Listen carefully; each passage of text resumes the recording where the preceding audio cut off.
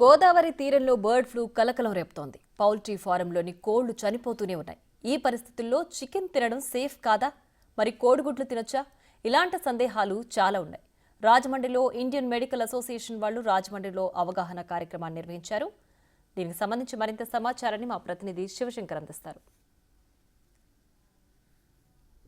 ఆంధ్రప్రదేశ్ రాష్ట్ర వ్యాప్తంగా bird flu కలకలం రేపుతుంది. అనేక కోళ్లు చనిపోతున్న నేపథ్యంలో చికెన్ అలాగే గుడ్లను అవాయిడ్ చేయాలంటూ కూడా కొన్ని సూచనలు సలహాలు ఇస్తున్నప్పటికీ కూడా రాజమండ్రిలో అయితే డాక్టర్స్ అసోసియేషన్ అంతా కూడా ఇప్పుడు అవగాహన సదస్సు పెట్టారు. దీనికి సంబంధించి డాక్టర్స్ మనతో ఉన్నారు, మాట్లాడే ప్రయత్నం చేద్దాం.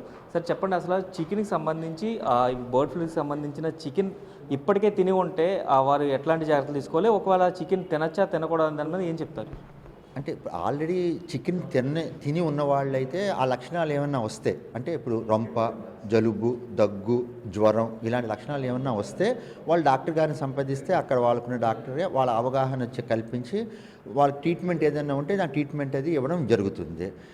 అసలు ముందు అవగాహన కోసమే ముందు చేతులు శుభ్రం కడుక్కోవడం, బాగా పూర్తిగా వండిన ఈ చికెన్ కానీ వెజిటబుల్స్ కానీ తినడం, బాగా పాశ్చరైజ్డ్ మిల్క్ తాగడం, ఇవి ముందు జాగ్రత్తలు యాజ్ ఏ జనరల్ పబ్లిక్కి.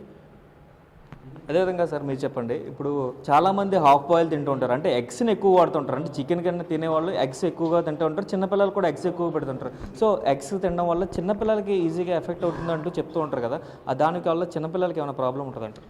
ఏముండదండి, చిన్నపిల్లలకి వేరేగా పిల్లలకి వేరేగా ఏముండదండి. వైరస్ లక్షణాలన్నీ ఒకేలా ఉంటాయి. బట్ ఇక్కడ ట్రాన్స్మిషనే చాలా తక్కువ అండి, అతి తక్కువ.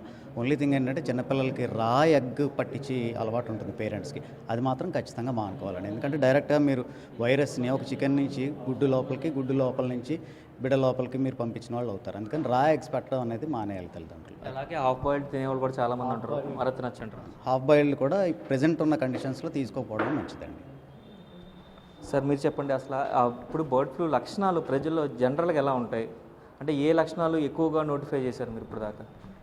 సో బేసిక్గా దీన్ని పింక్ ఐ అంటారు. పింక్ ఐ అంటే ఎర్రగా పింకిష్గా కంజంక్టివ్, అంటే కానీ గుడ్డు పక్కన ఉండేది ఎర్రగా అయిపోయి రొంపొచ్చి బాగా బాడీ పెయిన్, ఒళ్ళు నొప్పులు, నీరసం ఎక్కువగా ఉండి సేమ్ ఈ లక్షణాలు కానీ ఏదన్నా ఉంటే ఇది వైరస్ ఇన్ఫ్లుయెన్జా. సో ఇప్పుడు మీరు బర్డ్ ఫ్లూ అనే భయం ఎప్పుడు రావాలా అంటే, మీకేమన్నా ఆ పర్టికులర్ పౌల్ట్రీ దగ్గర ఉండి ఆల్రెడీ ఎవరికైనా ఇన్ఫెక్ట్ అయ్యి మీరు వాళ్ళతో బాగా క్లోజ్గా ఉండి నెక్స్ట్ డేనో 2 రోజులకో మీకు వచ్చింది అంటే అప్పుడు ఏమన్నా ప్రికాషన్ తీసుకోవాలి. అదర్వైజ్ ఇది అందరికీ మన క్లైమేట్ ద్వారా వచ్చే రొటీన్ వైరస్ లాగానే పారాసిటమాల్, నీళ్ళు, హెల్తీ ఫుడ్. కొంచెం మీకు తగ్గడం లేదు 3వ రోజు 4వ రోజు అనుకుంటే డాక్టర్ని వెళ్ళి మీట్ కావడము మంచిది. ఓకే మేడం, మీరు చెప్పండి, యాక్చువల్గా ఇప్పుడు ఆ చికెన్ 100 degreesలో బాయిల్ చేసి తినడం వల్ల వైరస్ కంప్లీట్గా దాంట్లో ఉండదని చెప్తున్నారు. సో ఎలా వండాలి, ఎలా మేక్ చేయాలని చెప్పండి. సేమ్ అదేనండి, హై టెంపరేచర్కి హీట్ చేయడం, బాయిల్ చేసుకోవడం వల్ల ఫస్ట్ అది కిల్ అవుతుంది వైరస్. అయితే చచ్చిపోయిన కోళ్ళు మనం కొనుక్కొని తెచ్చుకుంటున్నాం అనుకోండి, క్వశ్చన్ మార్క్ అది డిసీజ్డ్ అయ్యి ఉండొచ్చు. అలాంటి కోళ్ళు అసలు పారిశ్రామికవేత్త నుంచి రాకూడదు, అవి ఎక్కడికక్కడ బరీ చేసేయాలి. అది మనకి అమ్మకానికి కూడా రాకూడదు. సో ప్రిఫరబుల్లీ లైవ్ కోడ్ని సెలెక్ట్ చేసుకోవడం, దాన్ని ప్రాపర్గా కుక్ చేసుకోవడం వల్ల చాలా వరకు ఈ భయాన్ని నుంచి బయటపడవచ్చు. ఇదనే కాదు, చాలా జంతువులకు చాలా డిసీజెస్ ఉంటాయి, మనకు తెలియదు. ఇప్పుడు ఇది అవుట్ బ్రేక్ వల్ల మనం హైరానా పడి కంగారు పడుతున్నాము. So any meet, any animal product మనం తినాలి అంటే దాన్ని ప్రాపర్గా హై టెంపరేచర్కి కుక్ చేసుకోవాలి. అది ఆవు నుంచి వచ్చే పాలు అవనివ్వండి, పాస్చరైజేషన్ ప్రాపర్గా ఉండాలి.